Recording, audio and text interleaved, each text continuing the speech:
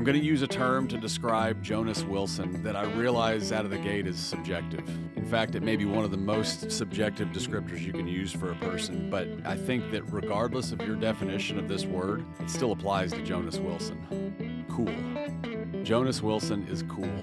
Now, how would I define that term? So the coolest people that I know, they understand themselves very well, and most of them have learned to direct their energy to things that inspired them from a very early age. That describes Jonas perfectly. He's a musician by trade. He's an artist by nature, which you'll find in several points in this conversation. Jonas is an artist. He picked up the guitar at 8, and he was playing Antones at 13. He wouldn't use this term to describe himself, but his parents and the people that know him would call him a prodigy.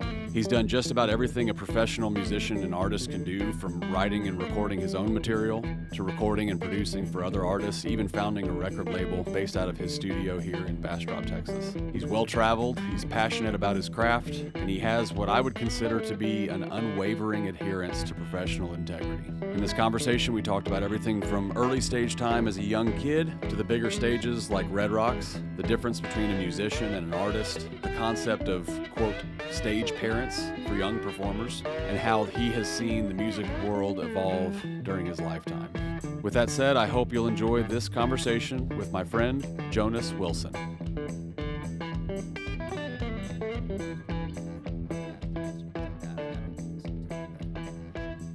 I try to know that it's much rather not understand how I come off. And just It is better to have that lack of self-conscious in the way that you talk, because to me, the best podcasts are the ones where that person's completely present and they're not thinking about the cameras and the microphones and the fact that all this is going to go get posted on the internet publicly. Yeah. The moment you start thinking about that, it takes you out of the presence of the conversation. And for whatever reason, you can feel that when you're watching somebody have a conversation. Oh, yeah.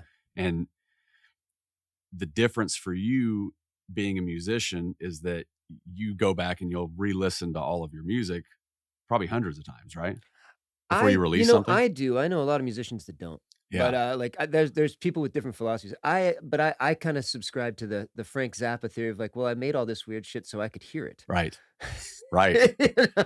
So then how would you advise a fledgling artist whose art is conversations and podcast medium? Because I have an aversion to hearing my own voice too, but also I go back and I listen to each one of these conversations because from an artistic standpoint, you want to make sure that sound and video that's the difference. You're producing this conversation. Like, so you're going back and you're thinking about it as from an editorial stance and flow and trying to grab a listener's intention because you have an intent for this thing. So that's a different structure than like music. Like I'm trying not to concern myself with what anybody thinks about when I make something like music. So like I'm trying to concern myself with what I think about it, and that's it. And I think when you're doing something that's editorial, like when I'm at the end of a record, I'm definitely thinking about that stuff. Like by the time I'm like, okay, I'm happy. I made this thing I want to hear. And then I'm thinking about the smaller, like, well, what's the sequence, And then I sit back and I get deliberate and I'm concerning myself with how people will receive it, Right. But those are two separate actions. So I don't know, like, yeah. It'd be comparable if the conversation itself was the song and then the production of the song to make it palatable to the person listening to it is the afterpiece that requires you to go back and listen to it a bunch of times. Well, yeah, I mean, I think so.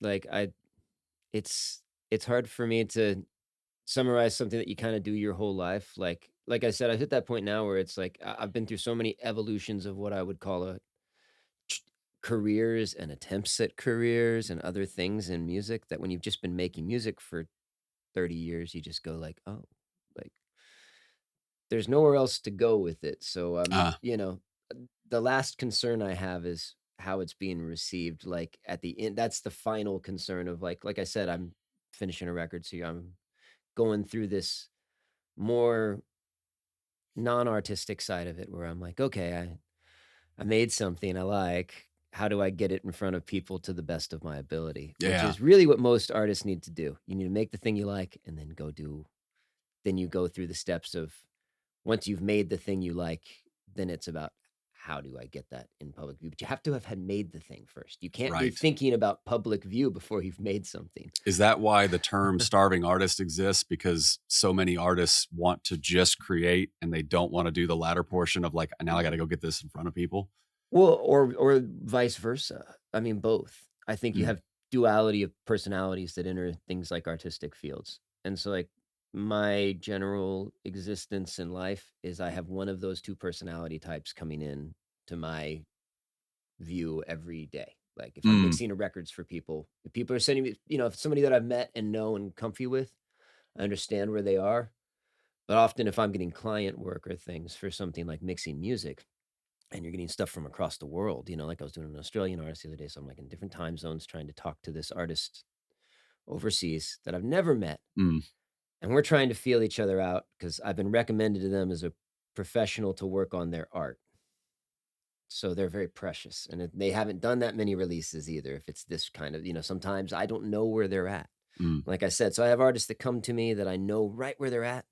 And I understand what side of a personality type they have. They're either that artist that's chasing public, like they're like, I want to be big, and like they have that like MTV 90s dream that I still think clouds people's existence, like, like if you were born before 2000 and you got into this, like you were like, there's this industry and this thing that I get to go be part of. And so you're chasing this kind of illusory thing that it does exist. Mm. It's there, but like, a lot of people chasing that are forgetting to do the work along the way. Like they want that and there's no body of work. And that's a strange modern thing that I don't think used to exist. In the 70s, you didn't think you were going to get famous if you didn't do something. Right.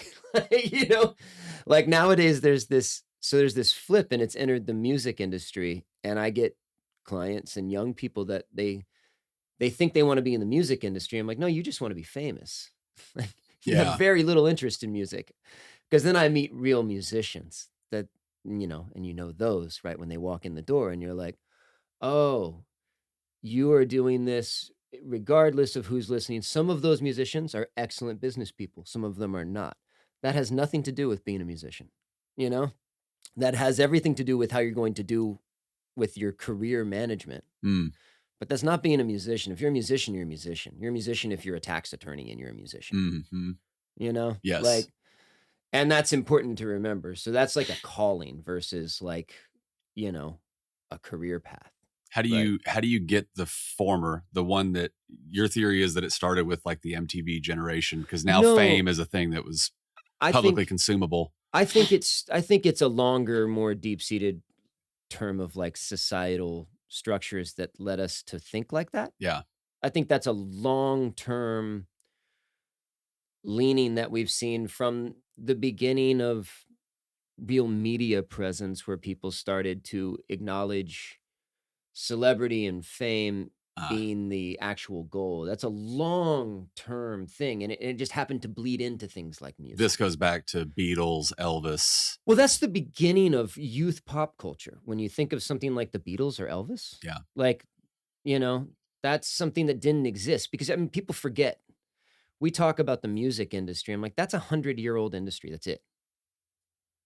Like, the industry around the art. Yes, there was no recordings before 100 years ago.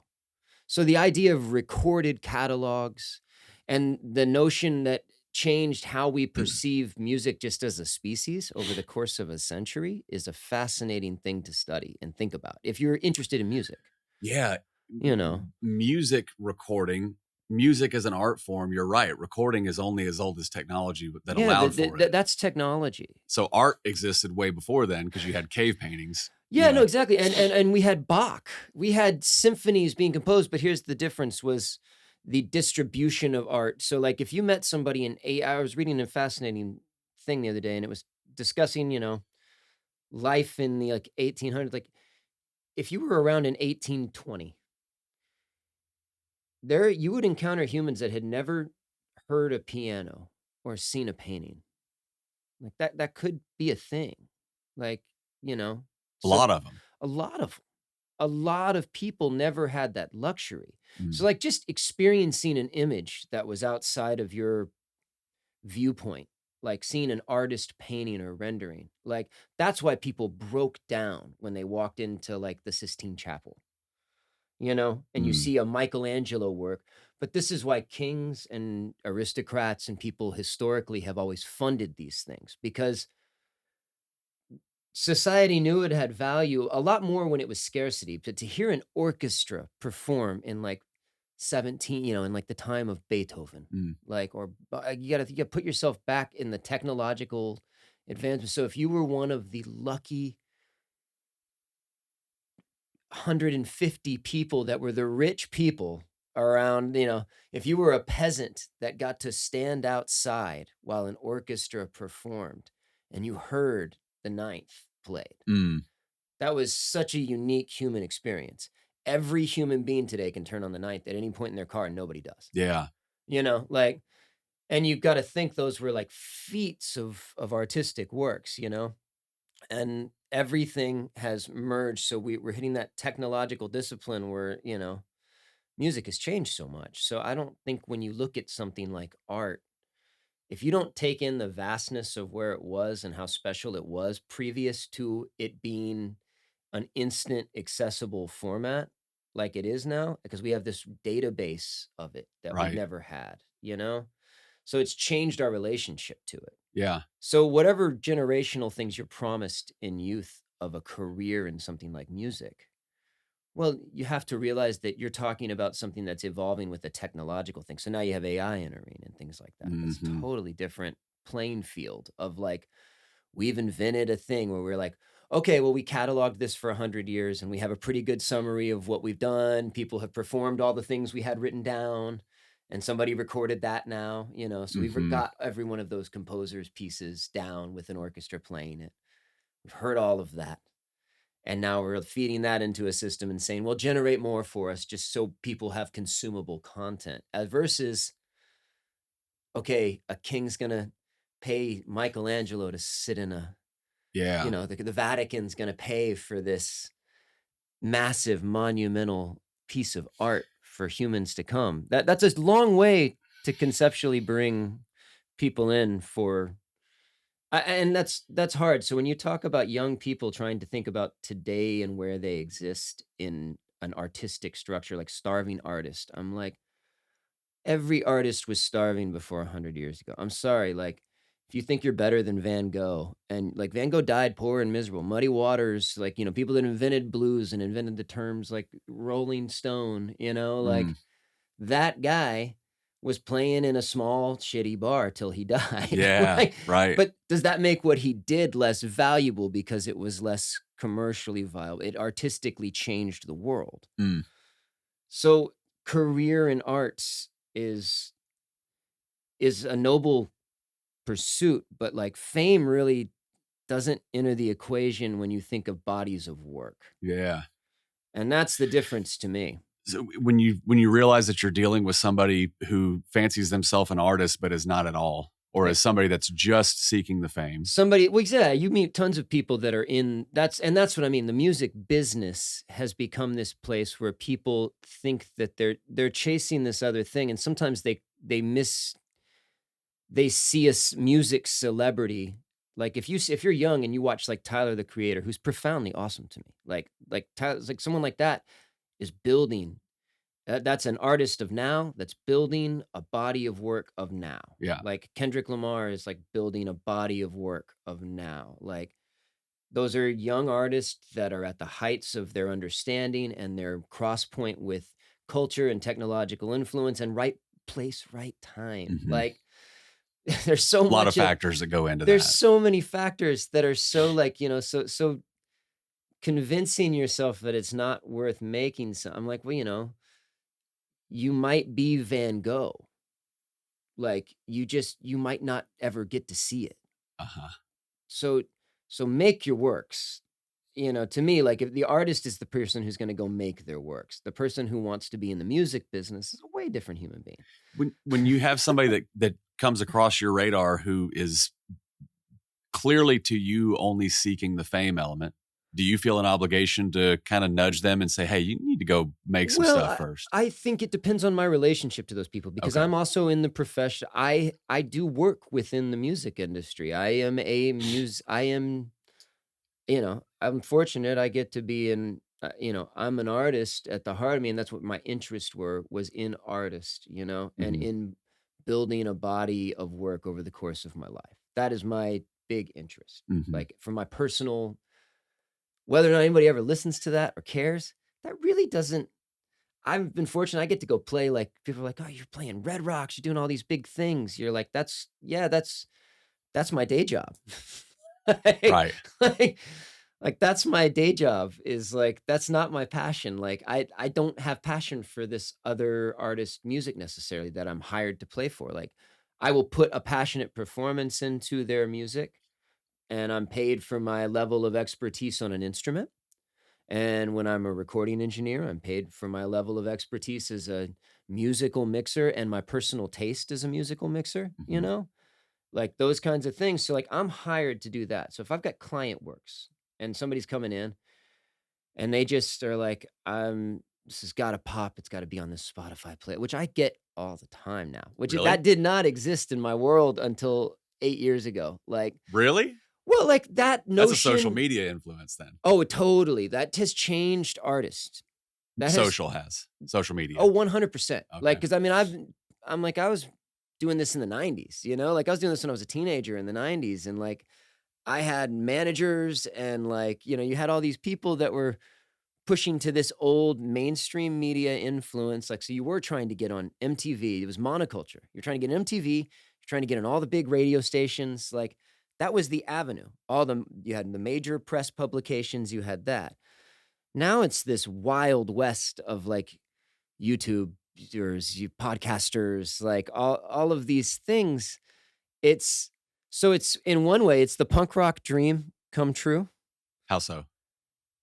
Like punk rock was always about democratizing the music, like people that were into the music industry and that were distributing their records themselves. Hmm. So there was this whole subculture in kind of the late '70s, early '80s that started in subversion to that mainstream, like buyout of because they became our cultural curators. So that's kind of what you have to think Right. is like giant record labels were becoming you will buy the new Fleetwood Mac in They were the 1976. gatekeeper to the They were the artist. gatekeepers. So there you have all these giant gatekeepers and some of them were expert curators. Like people don't give enough credit to people like David Geffen or people like Seymour Stein who founded like Sire Records and like we're taking chances on artists that people were like, this is crazy. No one will listen to this. Hmm. Like if you're Seymour Stein and you're walking around New York and you watch the Talking Heads playing to like five people and you're smart enough to go, that's really got something. Something to that. Because that must have sounded so weird at the time. Yeah. And like, so these people were important cultural curators. Hmm. Not all of them were evil. So like, that's the thing is like that. I don't believe in like this giant evil old record company schemes or any of the things that kind of came out around that time, which started this punk rock culture I was mentioning. Ah. Like, but it was in response to that. It was a bunch of people who decided that I don't want these giant mono media telling me what I have to listen to. And so then this whole subculture of people, well, I'll just make my own 45 and I'll make my own cassette tape. And I'm just gonna go and we're gonna book a show in this guy's backyard. And you start a giant thing that becomes emos in Austin. Like if you think of where we are, like that subculture turns into teenagers that then go, well, we're going to start a venue for these kinds of, and they start businesses, they become adults, and then they're bought out by C3 and they become everything that they're trying not to be. Yeah. That is the natural evolution of business. Like I think it starts with good ideas, like artistic ideas often. Like I don't think it's business necessarily, but I think artists are the same. And it's like there's this evolution you go through where you're like, what makes you good is like your personal taste, your uncompromising vision, and your resourcefulness and all of those things, like look at like the musicians consistently, artists, that trend goes where like movies, directors, all of these formats. I always find it lovely. Like when I look at other mediums and you see, like, especially as I age, and like I said, you just try to find your place in a business when you're like, well, this business is driven on youth and celebrity culture and those things. And so you're like an aging artist that doesn't really have that interest. And you're like, well, where's my place as I enter, like, where do you go as a 50-year-old in this industry? Where Yeah. do you go as a man who wants to stay home and just that I want to make the records I want to make, and they're not necessarily pop contemporary pieces, and things like that, but I still get asked to work in that world, and my field of interest is that. So someone in my position is you look to other artists and you look and you see where they went wrong, and you're Hmm. always trying to look at, well, who kept doing it till they died. That's my thing, is who kept doing it till they died. What things did they encounter? How did they build a life where they made this a sustainable craft? That's really the big goal, and I think that's the difference between the celebrity culture of young kids today and a lot of the things that drew me to something like music. So there's a cultural conflict you have with art with some people. Yes. I don't think, but I don't think it's also like boo-hoo, it's just it's art, like Yeah. this is not of importance. This is decoration for the walls, but it is actually a thing that is something people give their time and brains and energy to, and that has historically had influence on Yeah. us. I would argue that it has the most importance in the top echelons of importance to a culture, particularly to a culture surviving. Music, and I would say art in general, but music specifically, has the most important role to play, because you can have somebody that exists on the far left end of a political spectrum and somebody that exists on the far right end of a political spectrum. And if you put them in a room for long enough and you forbid them from talking politics or culture or anything, and you said the only thing you can talk about is music, at some point, those two people are going to find some common ground in music they share an interest in. Sometimes. At some point, they're going to find somebody that they agree on. I would like to believe that. Yeah. I like to believe, like, if I put on, like, Sam Cooke doing, like, "Change is Gonna Come," I'm like, are we all gonna just agree that this is a pretty good song? Like, there's, Yeah. there's like There are some. You're right. You're totally right. I'll there's give you your due. there's some songs I'm like, this should be like, even if, it's like strip away whatever political things that's even surround music sometimes and things. Yeah. As an artist who I love people expressing those points of view in music. I think it's important. I think that, especially if they have a platform. Yeah. There are some people that would look at a song like that and just scoff. And those people, like, some of them are irredeemable because, you're going to disagree with whatever I say anyways. So don't find yourself in a room with that guy. But that's what I mean. I'm like, who can, like, listen to, there's some songs, it's just like, I mean, even really neutral songs, like Blue Eyes Crying in the Rain. I'm like, come on, that's a good song. Yeah. Like, I don't care what kind of music It's a you good like. litmus test. If you don't like that song, I probably don't need you in my life to begin with. Yeah. Can the purity of a musician, can it scale over time as that person gets notoriety? 100%. I don't even think it's purity. I think it's just that your relationship to people. I get to do a weird thing where I get to hang out with a lot of musicians who are, had both huge cultural impact and just influence on me. And I've been fortunate enough to get to interact with, like, I always call it getting the other side of the speaker if you're a musician. Mm. And like this person you listen to your whole life, and then you end up in a room with them, Mm-hmm. And their personality is either exactly what you expect or totally so far off from what you ever thought. But there always comes that moment when you're hanging out with somebody that you've really admired, and you maybe don't know the latest work they've done as well, because it lost something for you. But whether that's them losing something or the initial spark of hearing their sound for the first time was just different for you, because I've encountered that too, because you can't help but establish a nostalgic viewpoint on music. Sure. Everybody does. And that's part of its beauty, like, is that it takes us back, or it brings us forward, one of the two. But it's always different every time you hear it. That's kind of like different points in your life.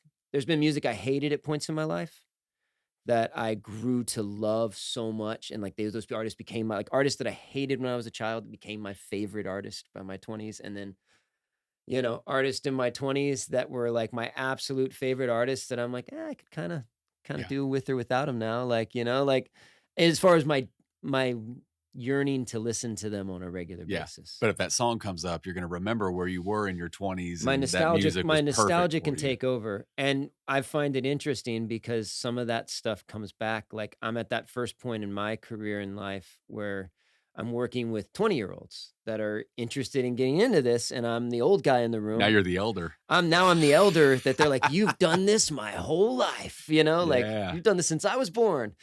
Like, "I've done this longer than you were born," and you're Yeah. kinda like, "Yeah." So you're in a room working with young people who they're talking about things from, like, my 20s that were, like, my contemporaries, and, like, some of them were my friends, and they're like, "Oh, that had a huge influence on me," and, like, my mom listened to that, and, Yeah. like, Yeah. I hear that stuff all the time when I'm in the studio, and I laugh because some of those artists that I get to meet that I have, like, history with in my mind, I have nostalgia for, one was a really weird, uh thing that I ended up with this band, The Flaming Lips, that I really loved, and I love The Flaming Lips, like, just a giant fan. I mean, I'm talking I snuck into shows when I didn't have money to get into the concert and sat outside with my synthesizer in my hand all day outside a venue waiting to get these guys to sign it, and then you end up on tour with them. And you end up, like, touring, like, all of Europe with them, and things like that, and Steven, who is my hero in that band, came and did my podcast. Really? Yeah. And, like, that was wild, like, because 'cause I'm like, I can't tell you like, I would listen to interviews after interviews with this guy my whole life. Was he what you expected? Yes, he was. Yeah. And he was absolutely kind and very, very giving him his time, but he's a very private human. And so, actually, the whole tour, I was like, God, I just didn't wanna fanboy out on this guy that I'm like, and I'm, like, standing there every day at the green room or in catering or whatever, and I'm just like, "It's fucking Steven Rhodes," Yeah. Like, What if he talks to me? well, and, like, he would always interact and be kind and, like, come listen to sound checks, and Wayne, the singer of The Lips, the one that everybody actually most people know, and were expecting me I'm like, "No, I don't care, I care about Steven Drozd, like, the guy playing the keyboards and headphones over here, like, he is my musical hero over there, like." What was it about him that made him your hero, musical Well, hero? he's just his arrangements and his ideas sonically really changed that band if you have an understanding of the history of that particular group. Mm. And if you're a big fan like I am, like, there was several records that I actually modeled. So that side project I have, with the Ghostland Observatory singer, Mhm. uh, that side project's called The Midnight Stroll. Midnight Stroll. And so that band started as kind of a solo project for Aaron, and Aaron couldn't make it a solo project and kind of went like, it just didn't take off as a solo thing, but he wanted to keep making music with me, and he was like, "Well, let's just do like a band. We'll just call it a band." But he wanted to do a duo, and we had been a five-piece band as his solo act. And I used this Lips record as kind of a reference that I chased this show that I built for about 2 years. I mean, I built this thing. Like, I built this giant thing with a bunch of tape machines and, like, I mean, this thing that most people would just be like, "What the fuck are you doing?" I'm sorry, am I allowed to swear on here? Yeah, oh, Oh, yeah. yeah, okay. Oh, yeah. Do it again. But most people would look at you like, "What the hell are you doing?" Like, because I was spending Aaron at the time was still like, "Hey, man, we can do some privates a month so I can still, make sure you're meeting bottom line and, like, and I just want you to get in a room and just design this thing and just make this show." And so we had this guest house up there, and I had my studio up in his place for this 5, 6 year period, and during that time, I was basing everything I was doing on this Flaming Lips endeavor called Zyreka, which Zyreka, for people who don't listen to the Flaming Lips, and they're a weird band, and I totally understand if it's not for everybody. But Zyreka, if anybody knows about the history of this album, was a thing that the Lips released in 1999, and it was a 4 CD box set that all was meant to be played at once on 4 different CD players in the room. So this was an album. Together? Yeah.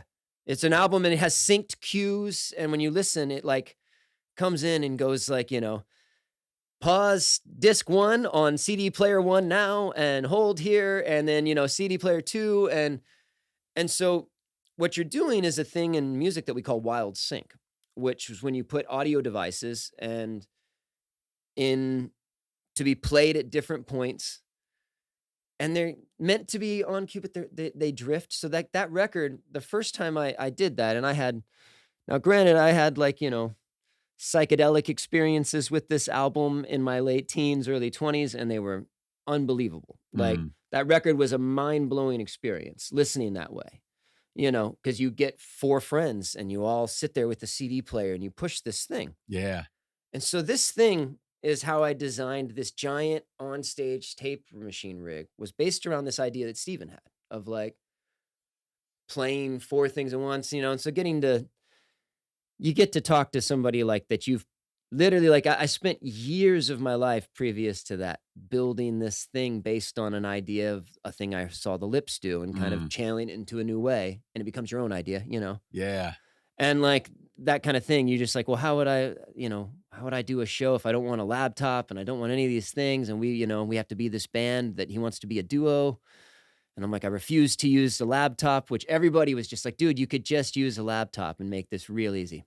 Yeah. And I'm like, no, I got to put all this on 6 reel-to-reels, and we're going to bring it, and I'm going to thread each one of these at every show. We're going to tour like this. Yeah. See, what's cool about that is that if you looked at the Midnight Stroll as a unit, somebody that's consuming the products that unit creates can't go to YouTube and get the full experience. No. You got to see it live. Well, and you can't understand the intention of like that 20-year influence on my brain, and the intention of setting and becoming a technician of my own right to be able to put these things together, both musically and technically and all of these things. And they all stem from an influence of somebody like Stephen Droz. Yeah. So that's where someone like that becomes my hero. Yeah. Yeah, it totally makes sense. Like, I literally have spent my life chasing concepts, but that guy is the guy in the Lips that everybody knows, the singer. So I'm always was more interested in the behind the glass characters in general. Yeah. Talk about that a little bit. So you have artists that have a solo career and a band career. And there is a difference between the personality archetype of a front man versus the personality archetype of a band member. Well, I mean, because someone's not band member, like Steven. What I learned from people like Steven or like John Bryan, John Bryan's a film score composer and a music director of various music projects that I love, but he's a multi-instrumentalist, and he really is a studio professional, and he produced everything from Fiona Apple to, like Kanye to he has a wide variety of careers, but he also did all of Paul Thomas Anderson movies of the 90s and that, like Magnolia and Punch Drunk Love, and had this Eternal Sunshine of the Spotless Mind, incredible run of soundtrack work. And one of my favorite producers. But like those kinds of people, you can go to watch them in LA. Like when I would go to John Bryan shows, when I would go to Los Angeles when I was in my 20s, and I would go to this place called Largo, and John Bryan would do these one-man shows. And he'd have this loop station on stage, and he'd have a piano and a mellotron and drums and everything, and he'd just wing it. Like, he was just a guy. I watched him when I get on stage, and he was just like, I stayed for 2 sets, and they were couldn't have been more different. One, he's just like goes down this rabbit hole of, oh, hey, check this out. This is this 18th century composer. And look, this is where they ripped this theme off of from this, TV theme. And I didn't understand why that room was empty. Because this guy's this genius, and he's a producer and a legend. And he has literally guests like Fiona Apple swinging by to come sit in. And you have people like that coming by. You have the who's who, like Matt Chamberlain stopping by to play drums. And this guy can do this incredible one-man thing. And he's this dense encyclopedia of musical knowledge. Those were my heroes. Yeah. Those are not celebrities. Right. Prince is one of those people. Prince is also a celebrity. Yeah. Prince was also the thing, but Prince is every bit that archetype of what makes John Bryan great to me. Like, so there is some people that can walk the line of both. Right. Now, as a professional guitarist for people, when you ask me a question about like solo artists and singers and like what separates that from the musicians in the band, well, I mean, first off, the thing that no side musicians ever want to admit, like, and all my friends are side musicians, that you are one small contributing component to whether you like it or not, and whether that singer knows what chord they're playing, because they often don't. Like, like often the singer is not the John Bryan. Mhm. They're not the person that can do that.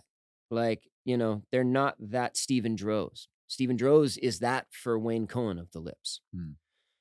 When an artist gets to a stature where they can just hire a band to do what they want, when you're at that point where if I'm working in your band and you pay for my mortgage because I am playing guitar for you and I am of service to you, some people forget that and they think they're part of a band or they do that, and that's the side guy dilemma.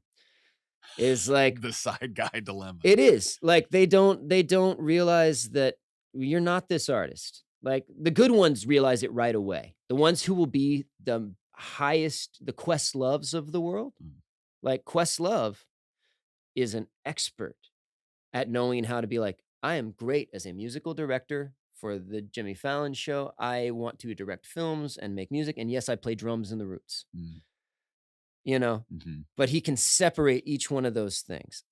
That's like a celebrity of high profile that can do that and still has some celebrity status in some weird way. Sure. But like a lot of people would know who that is if I mention that name, as where a lot of people probably don't know some of these other names I'm mentioning, Yeah.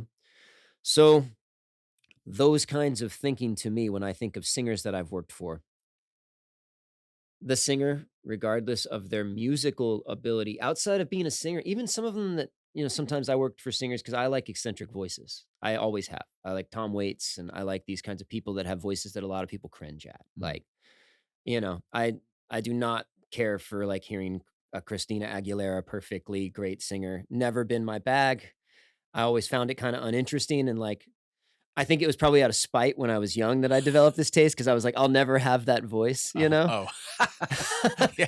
Like I love those singers and it's amazing to listen to them, but I don't prefer that sound because I think when I was looking for influence, I was looking for something that like spoke to me on like, well, I might be able to do this. So like Mm. something like Nirvana was the first thing that got me. And like Nirvana is a great example of like, oh, like I can play this chord, I can do this, and this guy's got this gruff voice, but I can't necessarily scream like that, but I might be able to put something together like this, Mhm. like your brain kind of let you, it was simple enough in delivery and simple enough in a vocal styling. So some singers that I've worked for have been absolute expert singers. Like couldn't be I could not find a better singer. And then I've worked for some really eccentric voices too.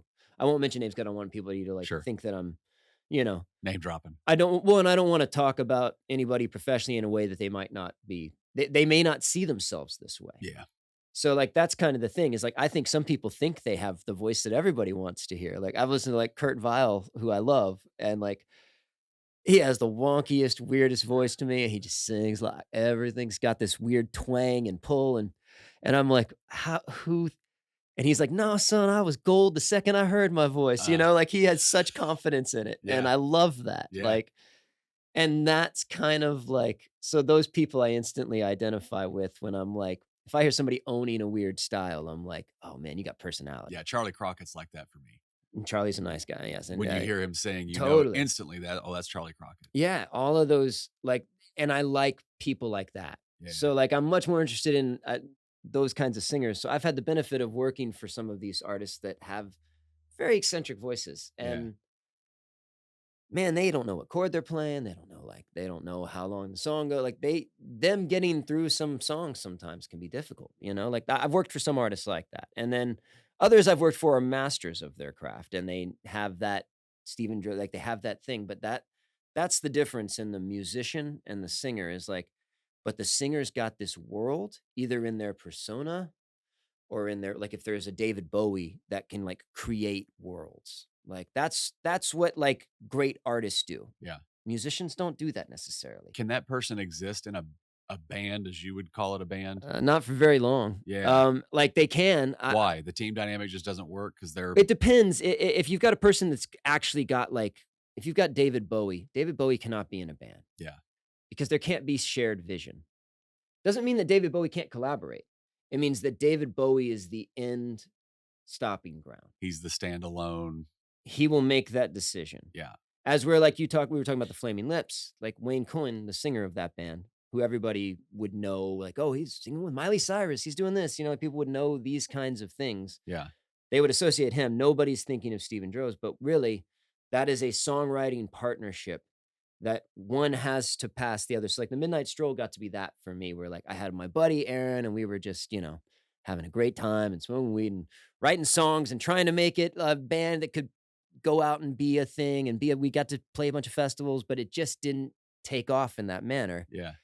But it was that kind of fun project for about 5 or 6 years where it had to pass for both of us. Yeah. As where when I work for a singer, it doesn't matter if I like it. Yeah. I have no say. I'm hell as long as it fits into this world that this singer's trying to make. Mm. And that's your job, is to embody that. Like Right. that's an artist. That's an artist, not a musician. Because a musician, I mean, a lot of great musicians, being a great musician does not make you an artist. Mm.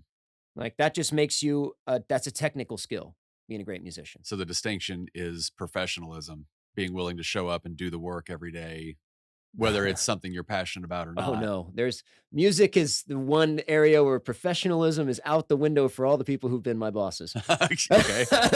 Like professionalism does not exist in music. It's it does very much so, but it doesn't exist they show up and they show up to where they need to, but they may be 3 hours late. Yeah.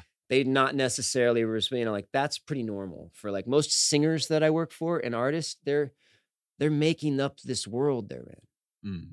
And you got to think like that. So like, that's an artist. Like an artist is a person that's like embodying this strange outward view of the world that they're externalizing and they're letting people see. So that if you're David Bowie, it's like you can be multiple characters. You can create this thing or you can do that, but you're creating a different world and you're doing it with yourself. So that's like a celebrity music artist. Yeah. That's what Lady Gaga is. Lady Gaga, yeah, she's an all right pianist. She's an all right singer. She's an all right songwriter. But the magic of her knowing how to do all of that with knowing how to strike a chord of interest, both visually, both all of these other aesthetic concepts that go into making a music artist great. Mm. That's the artist. Yeah. Like a musician is a guy that plays guitar. He may be the greatest guitar player in the world. Some guitarists are artists. Some are not. Right. The tech and some of the great artists of guitar are not technicians.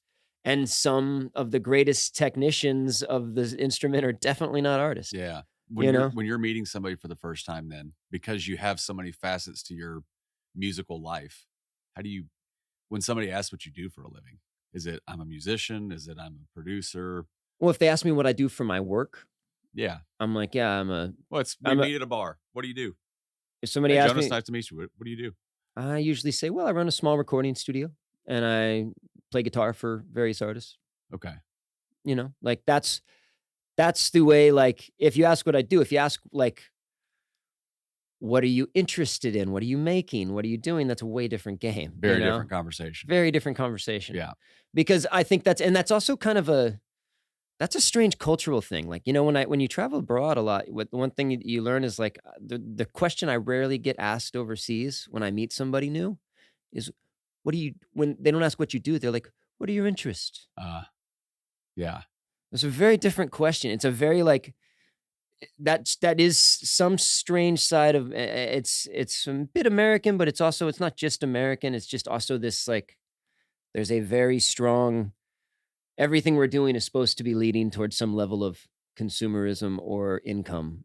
Yeah. Like that driving question that seems to like, Why Yeah. on earth is that such an important question to ask somebody when you first meet them? I agree that that's part of our culture, and I think it's also partially a pecking order thing. It's a pecking order. It's a social status. Trying to read the room. Where are What do we? you do? Yeah. Oh, are you above me in the pecking order? Okay. Well, then that And colors our what conversation. defines that? And that's Right. such a silly thing to be doing, Yeah. So it's a strange thing, but I do laugh when somebody asks me what I do. I'm like, yeah, if you're asking what I do for work, that's what I do. I Yeah. run a small recording studio. I run a small record label, but that's a bit more of a passion project. Probably won't even talk about that unless I'm talking to somebody that has an interest Yeah. in like talking to me about music or something. Do you remember? So go back to your childhood when you first realized, okay, music is something I'm going to really devote myself to. Do you Yeah. remember any of that time? Like, what? 100%. Can you talk about that a little bit? How old Yeah. were you? I was 11, and it's 11:11 when I look up on the wall. Is it really? Yeah, but I was when I was 12 and 11 years old, I broke a leg. I liked skateboarding when I was young, but I was pretty directionless. And then I remember I had this guitar that had sat in a room because I liked guitar and I liked music, but I didn't have any thought of like I'm gonna do that. Mm-hmm. And then I broke my leg and I thumbed around on this guitar because I had my leg elevated for a few weeks. And so I figured out a Nirvana song because it was 1992 or whatever, So I figured out Come As You Are and like the first two strings. And I pretty instantly, once I played it right the first time, like I knew like I will do this the rest of my life. Really? And I went and told my parents I'm not going to college and I'm going to be a musician. And they were just like, where did this come from? Like Yeah. they kind of laughed it off at first. And then they went like, I think he's serious, Yeah. Like, Well, I know your parents a little bit. So I know, how did yeah. they take that? I mean, my perception of how they took it at that age was like, they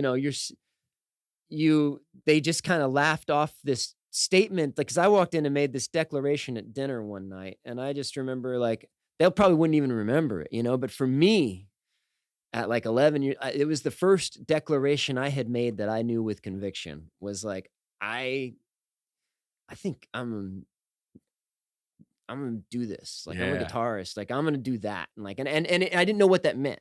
I just knew that like something I was experiencing around that instrument. I don't think I could. I didn't have any clarity of it. I had 12-year-old rock star dreams and like, Yeah. but I had this fire that I hadn't felt. Have you gone back to analyze why that is now in hindsight? Probably for sure. I do have, I mean, I think that's I've definitely gone back and thought about what it was, but I also don't think it's something that I'll ever fully understand. It was this instant. I had trouble in school. I had trouble in other areas of life, like growing up like that. I just wasn't finding anything that worked. And my sisters were quite intelligent, like skipping grades and like, and like I'm like, my parents are getting called into the office, like Jonas is failing, he's got to bring up his average. He's just not, and Yeah. I think he has learning disabilities and, he just wants to play Runaway Train on a piano, Yeah.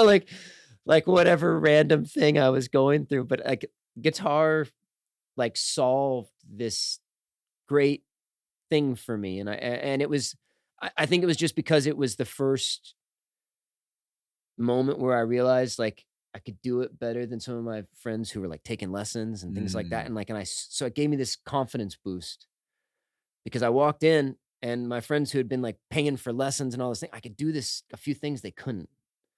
And I was like, I'm better at this than them. Like I'm good at this. Like, Yeah. and I got a little confident. And then I think, that instance of my father, like noticed that like, okay, he's not going to play football. He's not doing well in school, Yeah. but he seems to be like in his room with this guitar a lot. So like, and I remember my dad always made us work during the summers, and so he got me this like job at a nursery this one summer, and I had to get up at like 4 and he dropped me off and I, go and water the plant, bags of mulch at 6 a.m. off trucks, and there was this little coffee shop in our hometown and I would go there in the afternoons and work, and there was a bunch of kids that played there, and like a bunch of older kids, and Uh, they kind of had bands, and were doing like they put on shows at this little coffee shop in that town. So that was enough to get me like around people doing it. And then that next summer after that, I had been playing, started about a year at that point, and like So you're 12 I was about then? 12 12, now, 13, and somewhere in there. and I had stayed pretty devoted to that for a year. They tried to get me lessons. That didn't work out. The teacher moved. When this teacher who worked at the CD store in the mall and like worked and he played in a cover band in Corpus, who I later stole his rhythm section from his cover band. His cover band rhythm section, the guitar teacher who abandoned me, it became my first real rhythm section. That's great.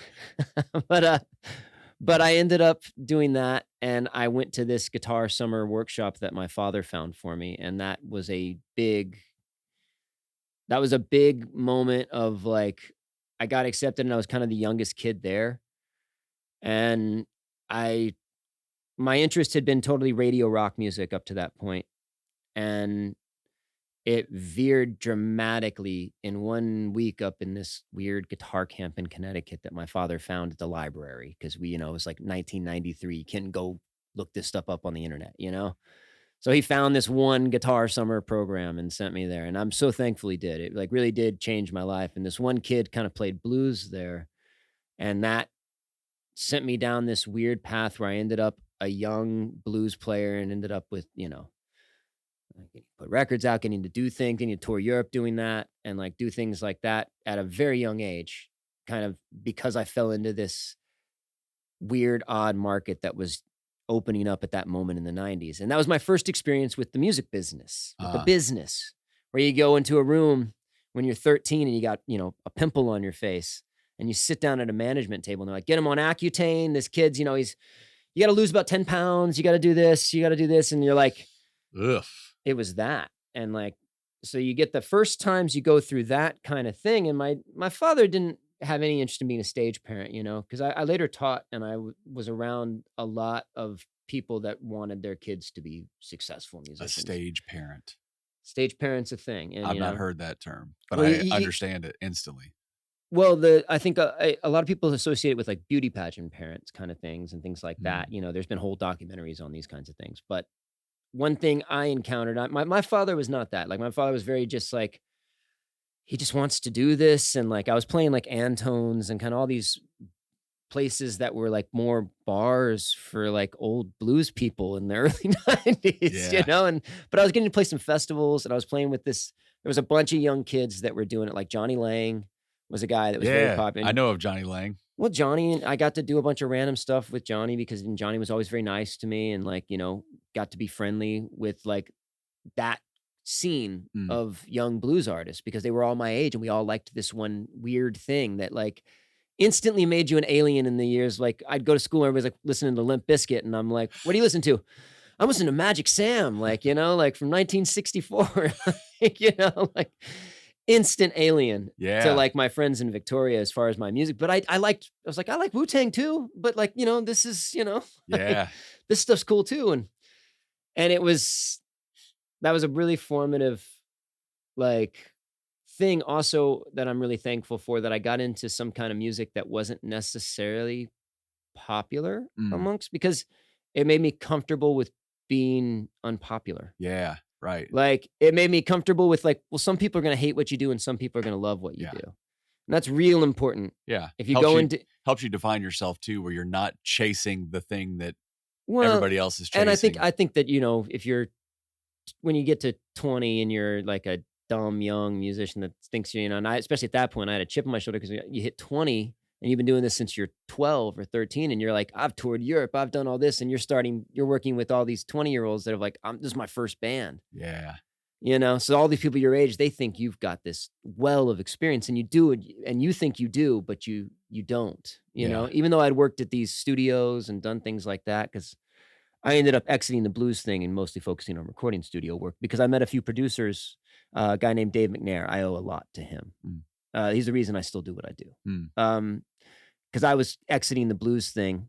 I wanted to quit that. And that was much to my father and everybody's dismay, because they were like, you got this whole career. People are like, you got record company and you got all these people after you. You're like spending all this time in LA and doing stuff. And that all, I just quit it when I was 17, 18. I just went like, I got home from Paris and I was just like, I don't want to play blues anymore. I don't like this. Why? What was it? Uh, Radiohead put out OK Computer, and I was like, I have to make better music. Like, I have to make my own music. Yeah. And actually, I've listened to Iggy Pop talk about this, and I related really hard when I was watching the Stooges documentary. He's talking about that he chased in his teenagers, he wanted to be a drummer, and he went to play with all these old blues players, and he did it. And then he's like, he came to this realization, like, hey, that's not what this. You need to go make your own mark. You need to make your own sound. You need to make your own thing. Yeah. And then I realized pretty quickly that most people I were interested in were the people that made their own mark. Can somebody make their own mark in a genre that already exists, like blues? Or Yes, are you absolutely. inherently just No, copying like what's the genre? think like the White Stripes. So like the White Stripes came out. You turn the blues into a cartoon. Nobody done that. You put a brother and a sister in a candy stripe thing, and you're playing Robert Johnson songs, and you're screaming them with this shrill voice, and you're doing it with some garage rock influence and other influence. It's not really about genre. You can't stay within a genre. The whole point is to make a new genre. Yeah, right. You For the know? artist, it is. That's the whole for real artists. Yeah. To me, for like artists that are like, I want to have like, if you're Tyler the Creator, Yeah, you're like, hip hop's too small for me. You know, right. like the boundaries of what people say this is, those are the people that are actually going to now. And that's the difference between an earlier part of our conversation when you were talking about like we're talking about celebrity culture and young artists. It's like, you know, a true like long-term devoted life artist. Your mom's a painter. I'm sure she knows a lot about painters. Yeah.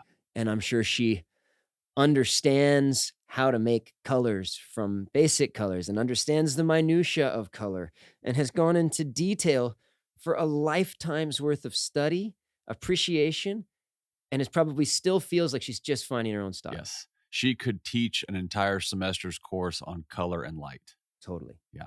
And I feel like when I teach somebody guitar, I'm like, I could teach you a year course on how a whammy bar is cool. You know, Yeah. and like all the different uses that it's gone through in the evolution of 50, 60, or 70 years of its existence, you know, from like the 50, like those kinds of things, like from this one spring feature on a guitar, you know. Have you thought about then if your personality makeup or your love for music and production, what percentage of it is nature and what percent of it is nurture? What percentage of it was you just wired for it? And then, well, like I said, I think that thing when you're 13 and you pick up a guitar and you do something right for the first time and you're like, this thing is for me. Yeah, like that's nature. That was nature. And I think that spark of natural inclination towards something, if you chase an interest far enough, that's really what I think most people that are really good at any one thing, I mean, you know, they've chased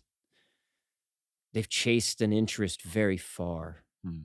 You know, like if you to actually become an expert on something, you have to go down a rabbit hole. And like that's the thing, is some people aren't interested in being an expert on something. Some people are just interested in getting, and these are singers that you work for. These are the singers that I work for. These are some of those people, they don't, that's why I know singers that are 30-year professionals, they can't tell me what chord they're playing when they pick up that guitar. They're just like, this one. Yeah. And I'm like, you know, and all the like super educated musicians that have done all this torture of like really trying to understand the basic conceptual ideas of that. But that's the thing, is like, you're still working for this person who puts together a more interesting world view, because that's what attracts people. Yeah. Is the person who's got that interesting world view. Yeah. You know, like people aren't necessarily interested in experts. Like culture, that's where the celebrity culture thing comes in, is because the people, if you're a kid that's looking at music as your avenue for fame, you know, you're kind of looking at it like, well, that's cool, but like, you're probably not there for like the music heads like me. You're there for somebody that's a different kind of culture. Yeah. That's a different side of what music has to offer. Like music can be totally for the kid that wants to be famous, wants to get, I got to make sure this beat sounds like this other beat. So it's on this, like, I'm like, what's, you're just using samples. It's all going to be the same, buddy.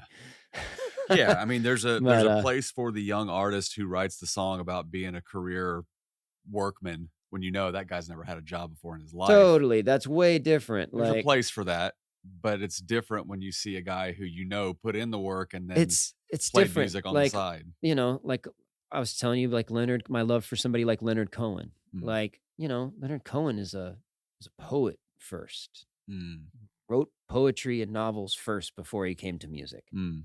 Music was secondary to the spoken word. He was saying, this guy is literally like, I had to go spend 4 years in a Buddhist monastery to come up with this song, that's who that guy is. But down the rabbit hole, once again, if you're a poet, if you're a writer, if you're a scientist, whatever you are, the good ones are down the rabbit hole. Sometimes at the destruction of a lot around them, unintentionally. Well, and the destruction of themselves too. Sometimes the musician, like you're talking about, is a big feeler typically by nature, right? They feel intensely, absolutely, and probably leads to a certain higher percentage than most groups of those people having depression and I think deep darkness in their life that goes along with it. Some of them do, some of them don't. I mean, I think you do maybe when you're young, but that's just because maybe you feel like misunderstood or whatever. But like because you want to go down this rabbit hole and the world doesn't understand your rabbit hole. Yeah. And, and it's never going to. Yeah. And like you have to get past the like Kurt Cobain point of life where you're like, what does it all mean? Right. Is it going to be okay? Am I going to make a living? It's like, well, nobody knows if they're going to make a living tomorrow. Nobody knows any of these things. Yeah. That's all like it's well advertised, but the 27-year-old mark in an artist tends to I just think that has to do with people at that age where you're like old enough to have retrospect for the first time and young enough to be dumb still, right. and not understand that you need time to work things out and that you're not fully developed yet. Yeah. And that's the beauty of like old artists to me, like the ones that I like old artists. People like get, I'm like, no, like, that's why things like painting is kind of a great field because it doesn't matter what age, a cool painter is. Like Gerard Richter's in his 90s, still doing relevant work, it's like, doesn't matter. Like, and the same thing with music director types, the kind of musicians I'm talking about, those people do it till they go. Yeah. Like you do it till your fingers don't. And even if your fingers don't work, you get MIDI, figure out ways. Like, because it becomes beyond the technical ability of something, and it becomes your thought process. Right. And like that's that goal that only long-term devotion can get you to. So I don't think it necessarily embodies depression or something for that person. I think it's a hard thing to have an obsessive mindset. Yeah. And I think that can lead you to depressive places if you don't watch yourself. How important is mentorship then for a young musician to find people that have crossed that threshold and so have important. Like that changed my life. Like the few people like Dave McNair, there was all these people that like at young ages, mentorship is the most important thing that I encountered was like, and I got to be a good mentor to a lot of people, a lot of young artists. Like I said, as when I was in my 15 years teaching, it was like, that was really like, I had a few artists that got signed to big record deals and things like 15-year-old kids that I was teaching that I helped write their first songs and do that. And they're still taking guitar lessons every week and I'm teaching their band. And then all of a sudden there's all these record company people at our practices. And then I'm like, and they've got management going, oh, you guys need to sound more like this. And I'm like, they're 15. They're going to sound like what they need to write their 5th song. Yeah. Like they don't need any of this influence. Like, you need to let them find themselves. Right.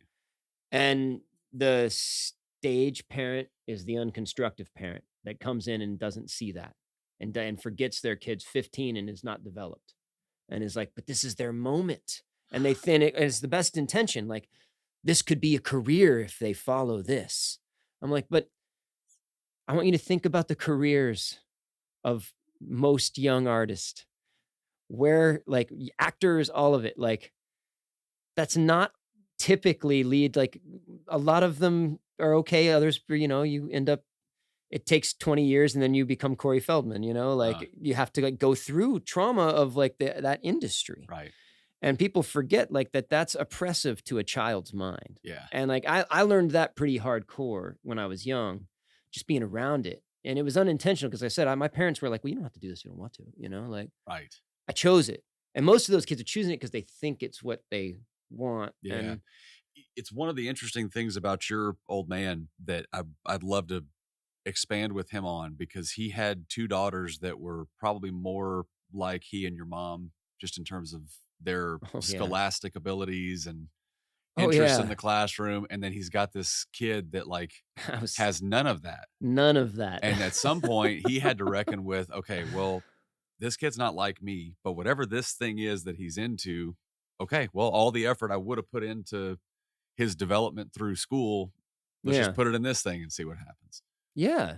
No, I mean, my father was really good about that. That was a very, and I think that was a hard choice because like my dad does it like he's my father. I mean, I grew up with like a very straight arrow father. Yeah. And like, I mean, straight arrow, like not, hadn't had a drink since he was like, I tried alcohol when I was 21 and I didn't like it. Yeah. And I never touched it again, and then you got this like, and I never have smoked a joint or any of these things, like, like that's all that was kind of like, he's got that in him. And then he's got this crazy son who's just like, I want to try everything, like the wide world of everything that was forbidden was what I wanted. Yeah. And like, I was like, I'm leaving here, I'm getting out. And then I get into music and I'm showing signs of success in this bar world and other things that he's totally afraid of. Like, I can imagine. I mean, like, I remember my parents, like, they were watching, like, a Pearl Jam video, and like Eddie Vedder jumps off this balcony, and my mom was just like, they're on drugs. And those were the parents I was growing up with. They were very like, oh gosh, counterculture. Whew. Yeah. And yet somehow they were able to get past that and allow for your development. I mean, they did. And I think the thing was they realized I was going to chase it regardless. Yeah. And so it was like, we either get on board and we try to help them navigate this safely, which they did. And they, and they did as best they could. Sure. I mean, I don't think there's a safe road to go down something like music. I definitely, my 20s went crazy, like, like I was just playing in rock bands and touring, like, so. I mean, the story for any parent is a story of failures. Like it's predominantly failure. And That's then occasionally what I mean. You'll get one right and you realize like, okay, I'm going to keep doing what I just did there because it sparked something. They tried that. But like you said, mentorship was like, so my father watched me during those years, but he also knew like, I can't watch him forever. Like at some point he's like, you just have to go to LA by yourself and stay in this hotel room and go work. And you have to get your way to this producer's house every day in this studio. And you have to do this thing. And like, you're 17, you got to figure it out. Yeah. Like you got it. You're going to follow this guy. You're going to stay in this crappy hotel. And, here I'm going to like, you're not going to college. This is what you're going to do. Then you're going to go do this, And so like, that was kind of, the things that I was doing at that age and like trying to figure out what my next move was. So I was working, traveling and working with amazing people, like, and doing these things that I don't think I could quite have the respect for the careers they'd had at that point. Yeah. Yeah. Cool. I was so young. So Jonas, we're almost at the end of our time here. And I had 8 things on here that we could talk about, almost none of which we talked about, which is perfect. That's how I like these conversations to go. That's good. But I do, the one thing that tends to be a recurring theme in here has to do with optimism. I'm a big fan of this notion that you can take your life circumstances and you can tell 2 totally different stories about the same circumstance. Oh, absolutely. You can tell the negative side of it, the trauma that you faced, the bad things going on around you, how effed our culture is, whatever. And then you can redefine those exact same circumstances in a way that allows for movement forward. And to me, that tipping point is optimism. I think you become, I don't know, a healthy mindset is that you start to accept that life's never going to be perfect. And your optimism is what will get you to the next day and get you to the next good moment of life, because it's the foundational thing. It's the foundational thing. It's like, you have to believe that there's something good coming from the work you're doing. So here's my question then. For somebody that has a new song out called Bailan. Well, that one, yeah. What does that one mean? What does Bailan mean? Well, actually, that song's weird. That song is the whole album that I just finished has a lot of various themes from various countries. And that was part of this intentional thing. And that particular one is a Chinese term. Yeah. And it's like a hard rock Nirvana song, it just came out like 6 days ago. But like that song I'm as amazed it's doing actually as well as it is right this moment, because it's like that it's getting picked up by the things it is, because it is a song that's in like, it's a mathy, weird rock song and like with a Chinese chorus.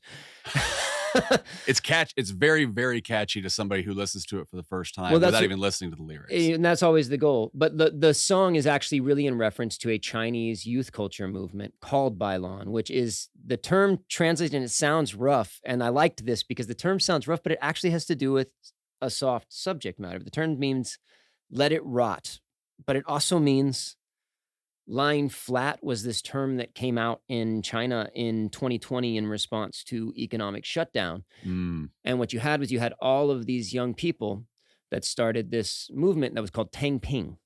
And Tangping was this Chinese cultural movement, and all these young college graduates that graduated to a shutdown world, they ended up posing, lying flat, and they said, well, I can't get a job. I can't afford to live in a major city where there's a job because there's a housing shortage, and there's less jobs. So there's a bit of economic structure that hustle, and China's got a very strong hustle culture. Like that is a very like they have a thing they call the 996 work hours. So the 996 work hours are in relationship to you work 9 hours, from 9 a.m. to 9 p.m., 6 days a week. That is the Chinese way, and ambition is the drive. Like that is part of this extreme work culture. And so what you have is a group of young individuals that kind of had this slacker movement. So, of course I'm like, yeah, it's a great punk rock song. It's awesome. Like, it's like all these kids, but it's not really slacker. What it is it's kind of I don't feel spiritually aligned with what society's telling me I have to do. And so I'm choosing to, rather than be ambitious and chase career, I'm choosing to chase happiness and fulfillment by, I only need to work 5 hours a week to pay for these bills. So I'm only going to work 5 hours a week. I only need to do this much to survive, and then I want my time back. And I liked that. And so I had a big theme around the record that was a lot of myself trying to slow down a little bit of music hustle culture that I had found myself caught back up in the last few years, And so I think there was a lot of personal introspection going on, but then also a lot of cultural and political and turbulent moments happening.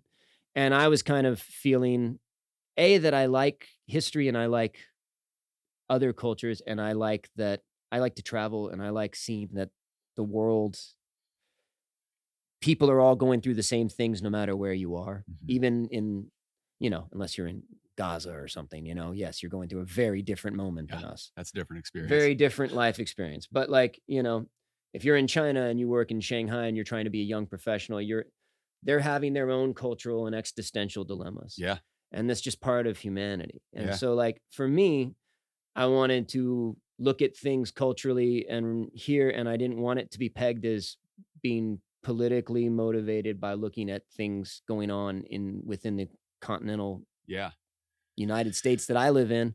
And I wanted to write a record that still had themes of things I wanted to talk about. So I wanted to use other cultures and references to talk about them. Well, when you research the term Bailan and you run into all of that sort of the cultural movement that did start in China, you end up with a realization that whatever that is exists here too. It does. And that was kind of what the theme was to me, was like, it's more when you have like an angry, it's an angry, fun sounding punk rock song to me. So it's got like it feels like it's coming from this angsty punk thing, but really what it is like, don't let societal structures limit you. That's what that actual term means. Okay. And it's like, don't feel the pressure of things, socioeconomic pressure that the world has put on you does not define you. And that's what that song's actually about. That's your spin to optimism. It is optimism to me. Like understanding that you're maybe that society is not in a great place is the only way ideologically people will ever move forward, and people have to think and talk about it. Yeah. We have historically, you don't we know we're in we call this or people talk about like something like China where you have giant levels, or the United States for this matter, of surveillance technology, all this new stuff. This is an Orwellian period. We know of this because some crazy writer predicted this and wrote stories trying to tell us about the dangers and potential causes, Yeah, and most people don't is realize that 1984 wasn't written in 1984. no, it It was written in like 50s or 60s. Yeah, exactly. Yeah. And Aldous Huxley wrote books. I mean, there's all these people that wrote these predecessors. Jules Verne, art is always trying to like people coming to terms and thinking and writing and talking about that. I Yeah. feel like that's a thing that pop culture misses. So You for the kid who hears the lyrics and they resonate with them, If they do, right? They Well, they may- will. yeah. It resonated with me to an extent because I lived through 2020, Yeah. was trying to grow a business in that time, saw the world shut down, felt the ground shifting. So for the kid that hears lyrics, I'm lying flat, I'm giving up, can't get a job, can't buy a house, don't want the kids, don't want the practice, Yeah. don't need the lies, don't need the status. If you're going to take a young person who feels that way and you're going to give them some sort of optimism that will lead to movement forward, because that thinking can stay on its own and turn to nihilism. And Well, you didn't hear the next song on the record. I haven't heard the next song on the record. Good point. The next song on the record is called Dream Alive. Okay. Actually, it features Hannibal Lecumbe. If we live in Bastrop area, if you're around here and you're listening to this, you might know who he is. He's an orchestral composer. He's up for a Pulitzer right now. Hannibal's my backyard neighbor, lives across my fence. And Hannibal's a legendary jazz trumpet player. Went under the name Hannibal Marvin Peters, actually a very, socio-politically active spiritual jazz musician from the 50s and 60s, played with everybody, like has records that I find his records all over the world. Really? Yeah. Like he had a record called Children of the Fire. That's a legendary story that he wrote about a young girl and, in Vietnam who was burned, singed, and he thought she died. And he saw this footage of her and he wrote this whole album called Children of the Fire in the 60s about her. And album did as well as a spiritual jazz album about, this, but it did have cultural impact and it did last. And in the 90s, this girl actually survived her, she was bad burn victim of these American soldiers, It was a bad burn victim. It was a real atrocity. And this young woman ended up speaking in the 90s and doing university tours. And somebody showed her that album that he wrote about her. And they were actually met 30 years later. Oh, how cool. Like Hannibal's fascinating like that. Yeah. But that guy's actually playing on this next song, which is this, a much more optimistic, like, hey, things are bad, but if you're aware of it, you can change it. Yeah. That's the optimism. That's the optimism. And so there's plenty of that throughout. Like, that's the thing. Like, I still like giant concept albums. So this one starts with a banger that's a little more, let me bring my Rage Against the Machine buddies out, know? That's why I like it. I'm a big Rage Against the Machine Oh, kid. me too. Actually, and I was totally like back down this Rage and like Public Enemy rabbit hole the last few years. So like I had to like step into like, I wanted to do some rock again, you know? I had a day with my boys yesterday where my wife went into town to go run her errands. So I had my almost 10-year-old and my newly 7-year-old in the truck with me. And we listened to Bulls on Parade on full blast. And I get goosebumps every time I hear that kind of stuff. What's weird is when you watch I think it's for either Take the Power Back or Bulls on the Parade, one of the Wall Street videos they did. There's some guy standing on the corner saying like Donald Trump for president in the corner. Really? Oh yeah. It's flagged and predicted. Wild. And like this thing is like, cause they were talking about Wall Street culture in the end of the 90s. Wild. It's like, it's like a strange random occurrence of somebody's holding this sign. Yeah, it's like some Simpsons level, predictive stuff. Jonas, I appreciate the time, man. Oh no, this was super fun. I know it's a kind of a wild card for you to meet a friend of your dad's and actually get along with them or have shared experience with them, right? No. I mean, it is and it isn't. Like, I'm at that point. Like I said, I work with artists that are like, one of my other bosses is 80. He's like 75. Yeah. Alejandro Escovedo, he's amazing. Like. Hannibal is in his 70s and 80s. Like, I prefer, like, meeting people that from all spectrums at this point. I have Yeah. no, like, so the fact that you're buddies with my dad just makes me laugh. The most interesting people I know are surrounded by people that they don't agree with about everything. Always. And they cultivate an environment of people that, like, we've got some shared experience and some shared values, but also there's a lot different about you. And you realize I need to be changing as I get older and maturing. So surround yourself with people that you don't see eye to eye with. Oh, that's important. That's huge. Yeah. Like, because that also teaches you how to deal with conflicting viewpoints, you know? Like, you will find conflict with everybody, you know, like throughout your life. Yeah. Understanding how to not let it trigger things inside of you because somebody thinks different is really important. Right. Well, it starts with finding shared experience and shared love for things like music. Yeah. Like, we can both go, man, I loved Rage, you know, like it's a good jumping off point. Oh God, that's changed. They changed. Like, that was a band that definitely, like, you ask, like, what made me not want to play blues? I'm like, well, I'm sorry, but I was like, OK Computer was coming out, and like Rage Against the Machine was like, Evil Empire was. I was like, there was all this stuff happening, and I'm like, I love this blues stuff, but like, it's not gonna be what I'm gonna do. Like, I wanted to make this. I wanted to make.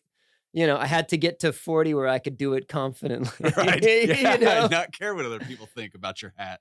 Yeah. Well, I mean, you know, exactly. Not care, like, those things. Yeah. Or not care if they understand what you're singing about. Right. You know, like, sing something. And if somebody wants to investigate deeper, like, I can sit there and say, I have a lot of thought that went into that song. Yeah. And hopefully, it doesn't have to mean anything to anybody else. And hopefully it's still catchy, and it doesn't have to mean anything to anybody else if they don't want to. Hopefully they just like, oh, the kids scream, and just scream it and have fun. It's great. Hey man, thanks for being willing to do this. No, thanks for having me. I really appreciate it. Super fun. All right. Man.